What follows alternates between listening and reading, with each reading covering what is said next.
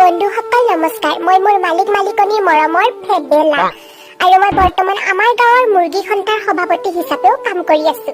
বন্ধুসকল আহকচোন যোৱা ৰাতি ঘটা মোৰ মালিকনীৰ মাজৰ কাজিয়াখনৰ কিছুমান কথা আপোনালোকৰ ওচৰতে শ্বেয়াৰ কৰো। আচলতে বেলেগৰ কথা গাই ফুৰিব নালাগে, কিন্তু পেটত কথা ৰাখিলে মলি হৈ যায় আৰু মই মোৰ পেটটো মলি কৰি ৰখা একেবাৰে পছন্দ নকৰো। মালিকনী, যিদিনা আপুনি চুলাই খাই আহে সেইদিনাখন মোক আপুনি ফুলমতি বুলি মাতে, আৰু যিদিনাখন আপুনি বিলাতী মদ খাই আহে সেইদিনাখন মোক আপুনি ডাৰ্লিং বুলি মাতে, আৰু যিদিনাখন বিয়াৰ খাই সেইদিনাখন মোক আপুনি জান বুলি মাতে। কিন্তু কালি আপুনি কি খাই আহিলে? মোক যে কাহিনী বুলি মাতিলে। মালিক, কালি মদৰ দোকান বন্ধ আছিল, কালি স্প্ৰাইট খাই আহিছো, সেইকাৰণে সুস্থ মগজুৰে মাতিছো।